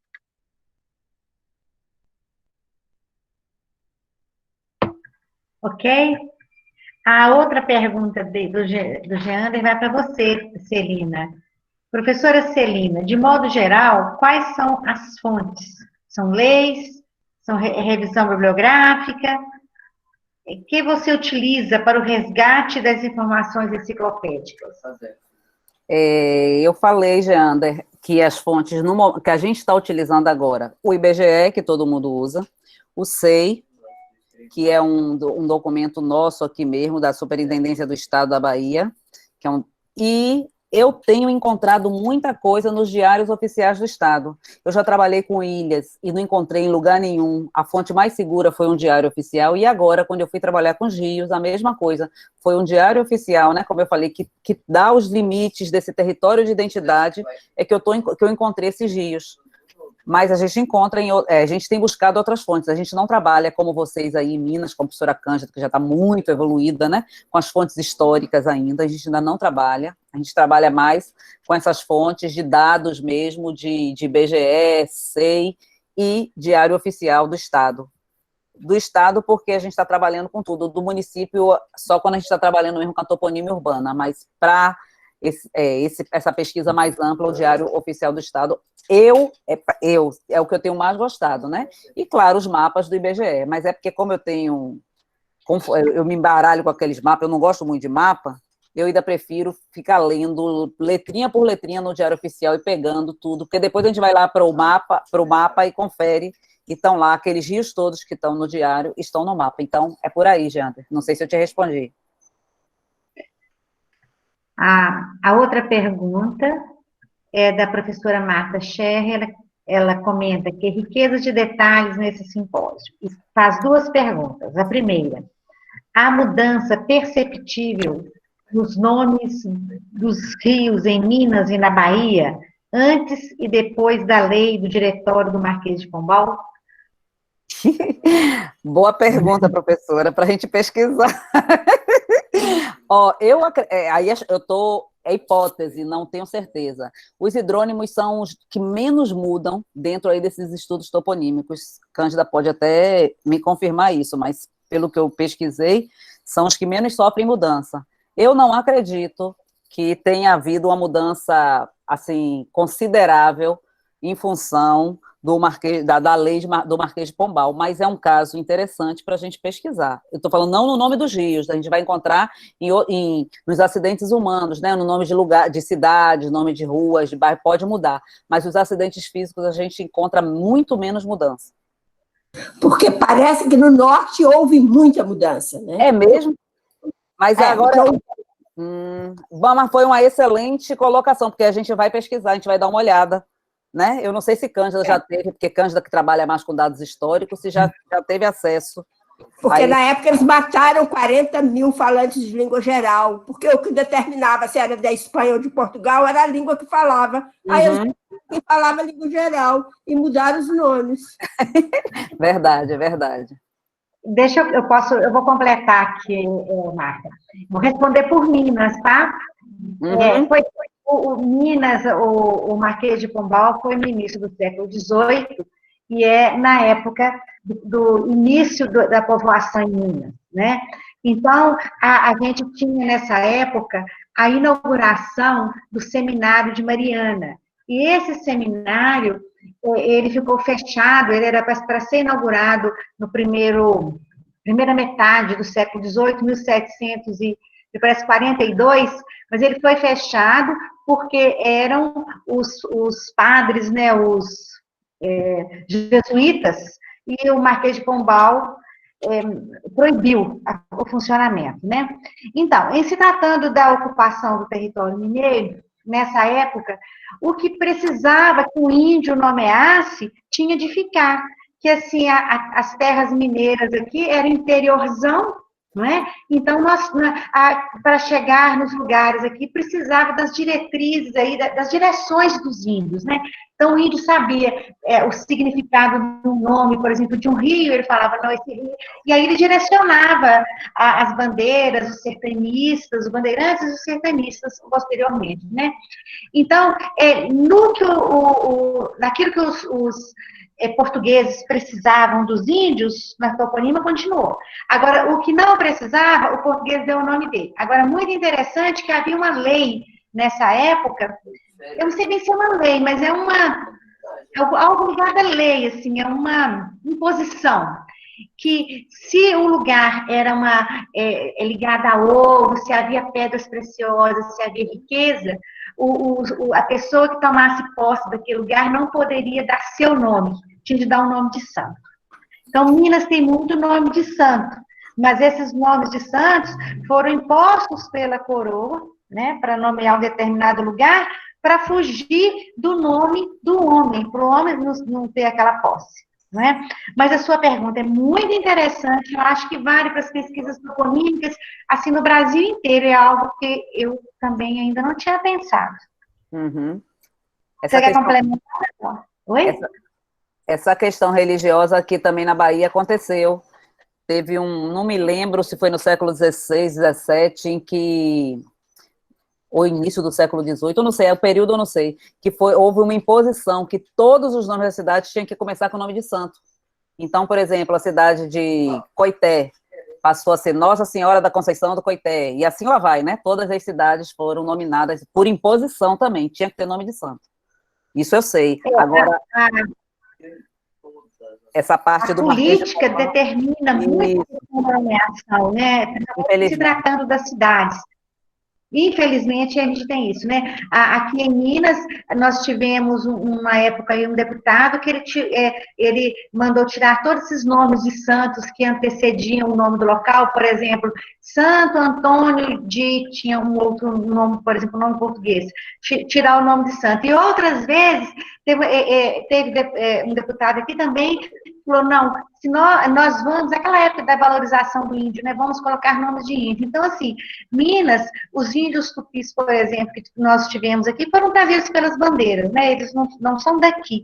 E nós temos vários nomes de origem tupi, e outros nomes foram inventados, por exemplo, Itabiri, foi um nome cunhado pelo Eschweiger, né, que era ligado à questão da mineração, mas não é um nome indígena, mas não é o nome colocado pelo índio.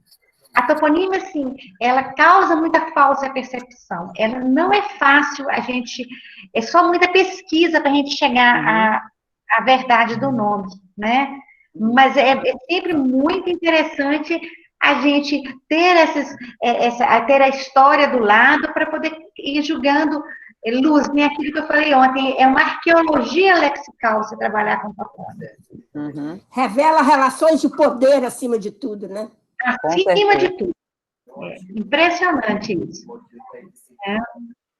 Quer completar, Ana Paula? Não, só falar sobre essa questão dos nomes de Minas, né?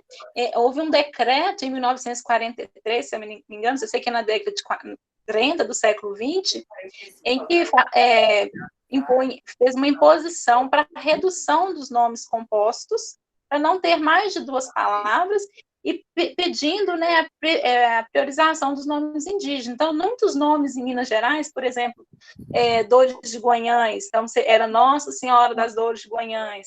Muitos nomes que a gente tem hoje em Minas Gerais, como Carmo, Conceição, eram nomes, né, religiosos, Nossa Senhora do Carmo, da Mata, por exemplo. Então, aí, com esse decreto de lei, por força de lei, houve a redução e perde-se um pouco aí da questão religiosa dos nomes de Minas Gerais, né? Mas eu acredito que isso tenha acontecido também em outras regiões do Brasil. Foi, aqui também aconteceu. 48, quebrei. Essa questão, né, que a professora Marta falou da questão política, isso é muito forte, basta a gente pensar no aeroporto de Salvador, né, não, Celina? Nem me fale, que era o nome, que o aeroporto era 2 de julho, né, o nome, a data da independência da Bahia, e aí morreu o desinfeliz aí, filho de um político, e se tornou Luiz Eduardo Magalhães.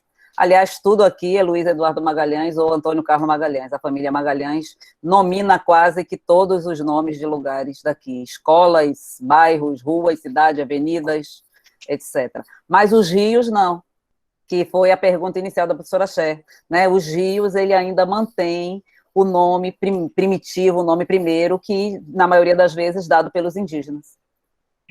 Tem uma linguista alemã, a Theodora Beinum, que ela fala isso, fala que os nomes de rios são os nomes mais seguros se você quiser estudar a pré-história da língua, porque o rio realmente não muda, né? De todos é o que menos muda, né? Pelo que eu tenho pesquisado. A professora Marta também tem mais uma outra pergunta aqui. Há trabalhos com esse nível de detalhe para nomes próprios de pessoas? Boa pergunta lá, né? De certa forma, eu acho que a toponímia ela está muito mais desenvolvida do que a antroponímia, mas ainda assim, não há tanto. Eu não sei dizer. A antroponímia, há uma fase ainda muito assim. Quais são os nomes italianos nessa cidade que predominam? Quais são os nomes mais usados, né, hoje? Crianças que nascem. É muito assim ainda, eu acho, quantitativo, né? Isso, exato. Mas eu estava pensando aqui, durante a apresentação, a onomástica trata dos nomes próprios. Então, assim, tradicionalmente, nós temos os nomes próprios de pessoas e nomes próprios de lugares. Depois, os nomes próprios ligados aos centros comerciais, às lojas. E hoje, os nomes próprios dos animais que a gente tem em casa, cachorro, por exemplo.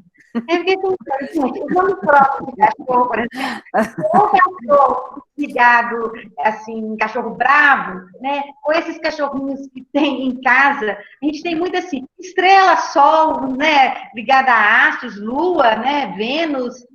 Então, assim, a medida que o homem, né, vai evoluindo, e ele necessita dar um nome próprio para diferenciar seu animal, porque o animal hoje, às vezes, ele tem uma importância maior do que até uma pessoa, né, para algumas pessoas. Então, eles têm um nome próprio. Mas não tem estudos ainda sobre isso, não. Mas, assim, com certeza a gente vai ter, né? Eu tenho muita curiosidade das terminações. Eu nunca li, entende? Mas eu fico no interior, tanto Ademir, Ivani. Falei, gente, isso é um sufixo em algum lugar, não é a minha área. Acenir.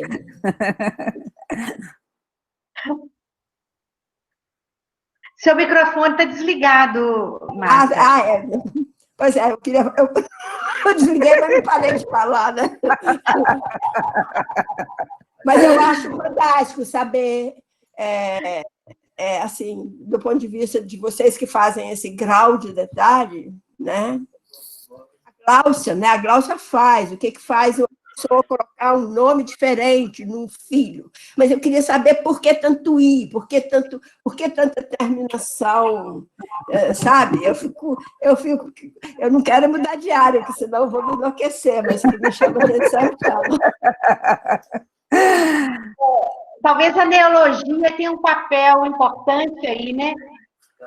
Assim, eu acho, na verdade, não é a neologia, é a... Ai, meu Deus, fugiu o nome aqui. Mas, assim, eu quero dizer o seguinte, que a gente... Ai, fugiu totalmente. Mas se a gente, assim, tem um modelo, né, que nós gostamos, um som que a gente gosta, por exemplo, como você falou, o IRA aí, a tendência é a analogia, né? Por analogia, você... mas qual é a origem, né? Minha vontade de saber é a origem. Vamos lá. Arqueologia, eu gostei dessa ideia da arqueologia. Professor Eduardo, Cândida, que tem o professor Eduardo Amaral, que tem estudado antroponímia na UFMG, não é? Sim, o Eduardo apresentou mais cedo os nomes gerais, e o Eduardo tem um modelo teórico para trabalhar com os antropônimos também, de acordo com a realidade mineira, né? Aliás, com a realidade brasileira. Eu acho que essas terminações ele ainda não mexeu, não, mas é um campo, sim, que eu acredito, né, que alguém vai ter de fazer esse estudo, né, para os alunos aí que estão começando, é ótimo, né? Tem uma pergunta aqui do Geander. Quais são as táxis mais frequentes no estado da Bahia? A do hidrotopônimo é uma das mais frequentes? É sim.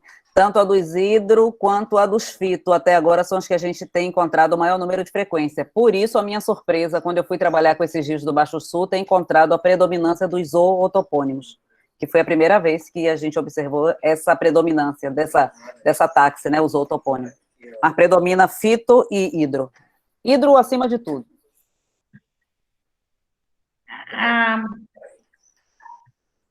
Bom, agora eu gostaria de saber de você, Celina, dos patos, do peixe, do furado, esse topônimo preposicionado, antecedido por preposição. Você está separando esses topônimos? Menina, e já tô tentando arranjar algum aluno para querer fazer esse trabalho que você fica falando com a gente o tempo todo, com essa vida preposicionada, né? Porque eu estava até conversando, o Rio das Donas, que eu estava conversando com Clésia, né? Que eu converso muito com Clésia sobre isso. Então, a gente ficou, Rio Donas é uma coisa, Rio das Donas é outra, totalmente diferente. E agora, como é que a gente faz? E aí a gente fica, estamos pensando, mas a gente não sabe para que lado vai ainda. Mas que não é a mesma coisa, a gente não tem a menor dúvida. Rio Peixe não é a mesma coisa que Rio do Peixe, mas não é mesmo. Mas quando você tem o Donas, você teria, então, um áxio, não é? Sim. Pois é, aí é que está. O topônimo, ele pode também, há aquela questão da toponimização, mas há também toponimização de táxi. No caso aí, esse Donas aí seria um coletivo, por exemplo, de um... Sim. Eu também não sei, como eu falei, alguns topônimos aqui eu ainda não sei para que lado vai, a gente começa a classificar, mas a gente fica numa dúvida danada, porque tem essas questões, tanto a questão preposicional que você traz, como a questão etimológica mesmo, como a questão quando você vai a campo e que as pessoas contam uma história totalmente diferente do que está lá nos livros, quando você encontra um documento antigo que lhe traz uma outra história daquela realidade, né, daquele topônimo. Então, é uma situação... É muito complicado, por mais que você tenha a base, né, que foi Geanda perguntou, a partir de onde a gente parte para levantar esses topônimos, mas para a gente buscar essa motivação toponímica, é muito difícil, não é coisa fácil, não, é muito difícil. Superficialmente, você pode dar motivação, mas se você quiser ir a fundo e entender que aquele nome foi por aquilo, não é fácil, não. É porque a gente tem que trabalhar com a polissemia e com o monônimo. Isso. Exatamente. O jacaré que você citou aí, eu conheço o jacaré aqui em Minas como nome de árvore também. Aí, tá vendo? Pois é. É uma madeira fácil, que o vento quebra ela tranquila, assim. Então, uma palavra aí polissêmica, porque o étimo é o mesmo, né? Mas se você pega, por exemplo, caatinga, você tem o caatinga que tem o étimo africano, tem o caatinga que tem o étimo indígena, né? Que é o caso do gandu. Do gandu que você falou, isso porque mesmo. Eu pego duas fontes que são fontes de referência para mim, a professora Ieda de Castro, né, o dicionário tupi antigo do professor Navarro. Aí um me diz que gandu é porco-espinho, o outro me diz que gandu é jacaré, e porco-espinho e jacaré nem sequer se parecem, para dizer que tem alguma relação. Você fica sem saber de que lugar você vai. Para dar táxi, não deu certo dessa vez, é tudo zootopônimo. mas poderia ser uma planta, e aí eu ia ficar sem saber, né? É complicadinho. É. Porque não são fontes, assim, Agora, duvidosas, são fontes seguras. São aquelas fontes que a gente confia, né? De onde a gente parte. outro problema que eu vejo também, por exemplo, no caso do Acaraí, que é o rio do peixe, né? Uhum. Aí com essas palavras de indígenas, né? A gente, eu acho que é rio, você tem o rio, né? E é o rio dos peixes que está dentro do Acaraí. Então, o rio dos peixes aí, eu classificaria aí como hidro, não como zoo. Mas acontece que o rio já é o rio. Acaraí. Se é rio Acaraí. O que tem? Pra Não mim, tem problema isso, sabe? Mas sabe por que não tem? É o rio que é dos peixes, mas os indígenas tinham o nome para rio, que está aí, né?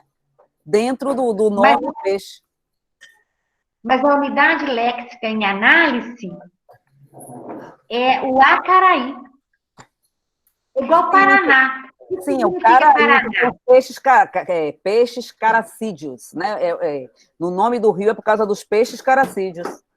Aí eu não consigo, entendeu? Eu sei, você tem razão por um lado, mas eu não consigo entender, por outro lado, que seria um hidro. Mas sabe, aí, ou I aí, ele já é um formante de rio. Uhum. Por isso que vai ser um hidro. Olha, é o caso do Paraná. Paraná significa em tupi grande rio. Aí você tem Rio Paraná. Dentro do Paraná você já tem que é o grande. Exatamente. É complicado, né? Demais. Porque ainda mais nessas. E é tão complicado, Celina, que para você fazer análise, você tem que pensar, ora como o falante da língua portuguesa e ora como, por exemplo, se eu falo Acaraí, eu penso em Rio, eu estou pensando como indígena. Mas se eu falo que é uma palavra simples, né, não é composta, eu estou pensando como portuguesa aqui. Olha como Exatamente. É complicado, complicadíssimo, complicadíssimo. São questões, assim, que tem que ser, a gente tem de ir discutindo, não é? Uhum. E chegar a um consenso, sabe Deus quando, né? Pois é. Ana Paula, você quer comentar aí? Não, ok. Eu vi aqui uma pergunta da Socorro sobre a contribuição da toponímia para o ensino. Para o ensino? Para o ensino, pedindo para nós três comentar a contribuição da toponímia para o ensino. Antes tem a pergunta também de um outro. Você está respondendo aqui. Celine Cândida, Fernando Tavares. Isso.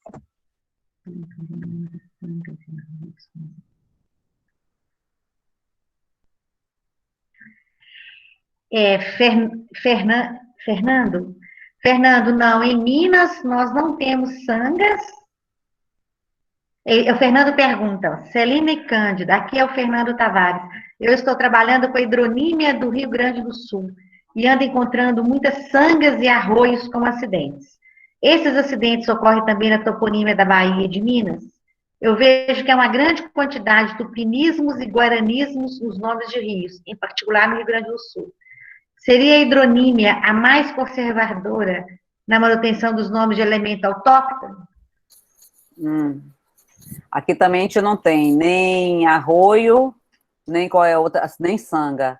Mas o tupinismo, ele realmente, ele existe, prevalece. Aqui prevalece o tupinismo, muito mais do que o guaranismo. E a hidronímia, a gente já falou, né? É a mais conservadora dos nomes em termos de elemento, sim. Mas nós também nunca vimos. Não tem arroio, não. Fernando, tem uma obra muito boa, é o do Bernardino de Souza, Dicionário, como é que chama, Ana Paula? Aquela obra do Bernardino de Souza. De coisa de gente, é aquela? É aquela. Estava com ela aqui pertinho de mim agora, Dicionário de terras e gente, de coisas. Eu posso passar depois, mas esse dicionário tem as definições desses elementos geográficos e, inclusive, ele mostra em quais partes do Brasil que estão presentes. Né? Eu acho que esse dicionário é dicionário da terra e da gente do Brasil. Bernardino de Souza, acho que é editora Itatiaia, não é isso? Não é, Socorro? Esse dicionário é muito bom e ele pode te ajudar. O do Boriperi Roan também, eu acho que nele você também pode encontrar definições tanto para arroio quanto para sanga. Aqui, Cândida, achei, eu estava procurando ele. Esse aí, ó. Pega mais perto aí. Dicionário da Terra e da Gente do Brasil, Bernardino José de Souza. Ele nos tem ajudado muito, não é mesmo? Ele é ótimo, eu estava com ele aqui. Muito bom. E eu acho também que os trabalhos da vida do Mato Grosso, né, do Sul, tem muito arroio, né? Tem muita. Talvez ele possa ajudar também. No Mato Grosso do Sul, principalmente, acho que naquelas região do Pantanal, também em regiões de fronteira, você pode encontrar o arroio. A Cida tem sim, a Aparecida Esquerdo, ela tem o arroio. E deve ter sanga também. O Sul e o Centro-Oeste, eles combinam mais com esses nomes geográficos do Muita água ali. O Sudeste, ele mistura muito, e o Nordeste tem seus nomes mais específicos, mais próximo do Norte também. Pode ser também que no Paraná, né, a Vandercy tem um trabalho lá também. Sim, com certeza. Você também orientou lá junto com a Vandercy. Pode ser que nos trabalhos também da UEL você possa encontrar alguma coisa. Tem mais perguntas?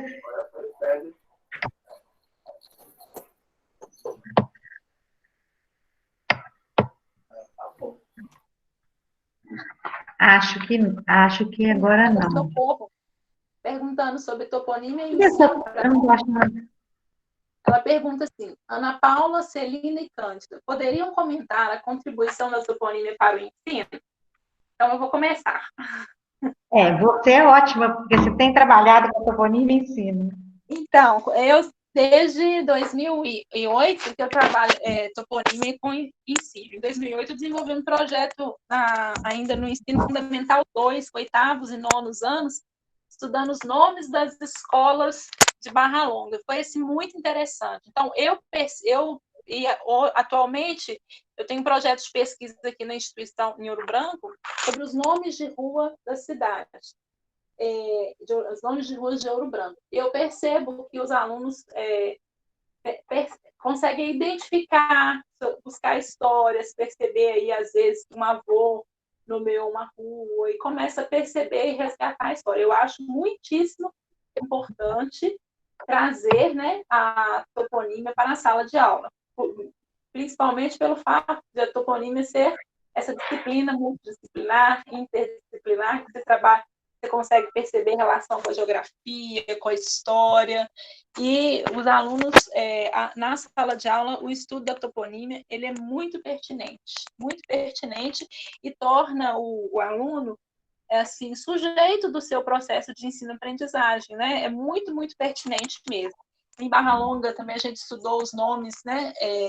Conhecer um pouquinho do nome da cidade, e aí ele vai conhecendo quem foi. A questão de trabalhar toponímia paralela, e toponímia espontânea, e toponímia oficial, é muito interessante. Os alunos começam a se reconhecer, a reconhecer a própria identidade, né?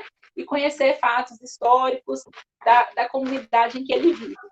E coisas que talvez eles não tinham parado ainda para observar, porque a escola tem aquele nome, porque a rua em que ele mora tem aquele nome. Então, é muito, muito pertinente. Não só na sala de aula, mas, assim, às vezes você conversar, igual a gente faz a pesquisa aqui em Ouro Branco, você ir para a rua e perguntar, você sabe o nome da sua rua? É muito interessante, muito interessante. Então, eu percebo que é um campo, a toponímia e o ensino é um campo, assim, muito produtivo para pesquisas, para trabalho.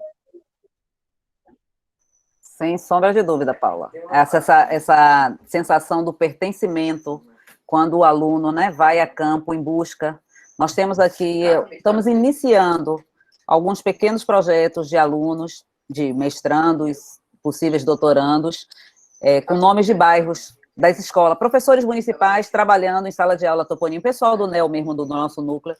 E aí, assim, as crianças vão em busca, por que o nome do bairro, das ruas, né? Por que essa rua se chama isso e não se chama aquilo? E também os nomes das escolas, como a Ana Paula trouxe, é muito interessante. A maioria das escolas municipais tem nomes, né, de pessoas importantes, né? Ou para a cidade, ou para o país como um todo, e que nunca nem ouviram falar. A escola que eu trabalho, mesmo que eu trabalhei, que eu estou me aposentando esse ano, chama Escola Municipal Clériston Andrade. Clériston Andrade foi um político brasileiro, mas muito importante aqui na Bahia. Os alunos nunca nem ouviram falar. O nome da escola é Cresto, e pronto. Vou para o Cresto. E esse Clériston Andrade, ele se perde. Se a gente não faz, quando a gente faz um estudo toponímico, quem foi Clériston Andrade, por que esse nome na escola, qual a importância dele para a escola? Nenhuma, né? Para a escola nenhuma, mas tudo bem. E aí a gente vai tratando toda uma questão de ideologia, de política, de pertencimento, né? Porque muitas escolas aqui na Bahia agora a gente está buscando resgatar nomes de origem afro, para resgatar os nomes históricos, né? Porque nós temos uma cultura africana muito forte, muito mal trabalhada, muito mal resgatada, muito mal reverenciada, né? Então, quando a gente consegue fazer isso nas escolas, é fantástico, Socorro, é assim, é perfeito. Eu penso que principalmente para um programa ligado a uma consciência patrimonial, né? Às vezes, valorização, a gente tem tanta estátua na cidade, tantos bustos, né? E ninguém sabe quem foi, por quê, né? Um desconhecimento mesmo do trabalho de quem veio antes da gente, né? E, então, assim, esse trabalho que a Ana Paula realizou, né? E tem hoje esse projeto, eu acho de uma importância, assim, ímpar, né? Lá no Tocantins também, Carileila está fazendo um trabalho legal com essa parte de toponímia e ensino, né? A Carileira também, e principalmente com a questão indígena lá, né? Isso, Bem, obrigada, né? A Cândida falou sobre educação patrimonial, e nós vamos ter uma mesa, né, do Simpósio 5, da Ana Paula Rocha, né? São tantas Anas, né? Educação patrimonial, toponímia, história e memória, né? No Diver Minas, e acrescenta mais conhecimento sobre o assunto, né? Com certeza, esse inclusive, é o projeto da Ana Paula também, né, na Federal Fluminense, né? Isso. Realmente vai completar muito, né? Trazer muito mais novidades, né? Bom, alguma pergunta mais? O Marcos André Queiroz de Lima está dizendo que a professora Amilca Fernandes, integrante do NEL, fez um trabalho inspirador com seus alunos aqui em Salvador. Você conhece, Celina?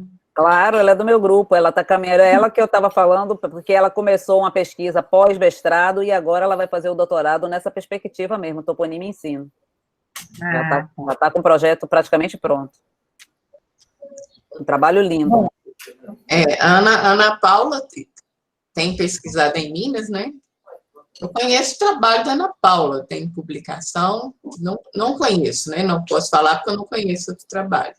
E ela fez parte de uma banca de uma orientanda minha do Prof. Letras, a Raquel Guimarães, está estudando a toponímia, né, em comunidades de Coração de Jesus, no norte de Minas. E a Ana Paula participou da banca dela. Né?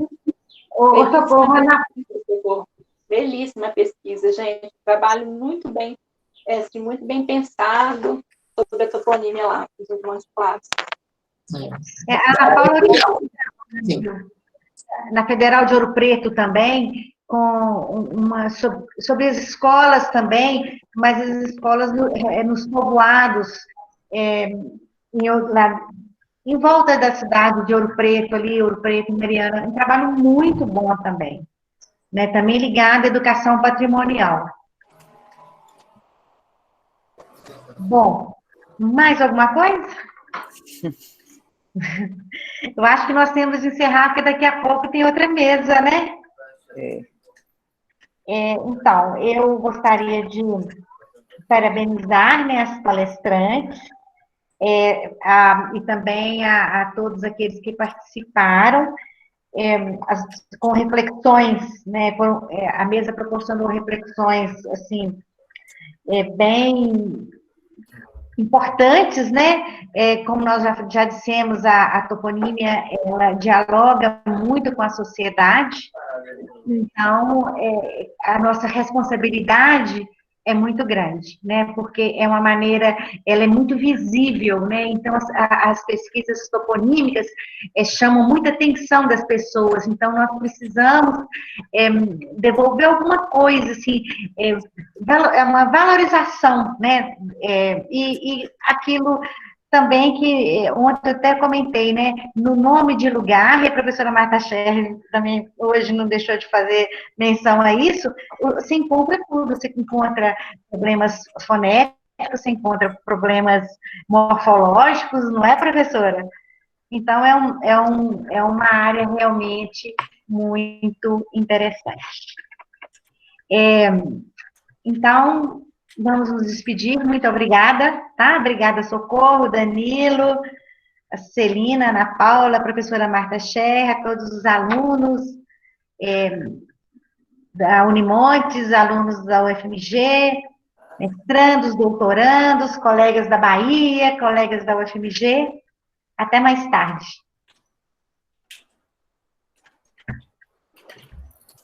Obrigada, Cândida. Obrigada a todos. Boa tarde. Obrigada também. Foi uma tarde fantástica. Obrigada, Cândida. Obrigada, Socorro. Obrigada a todos. Danilo aí que está na organização.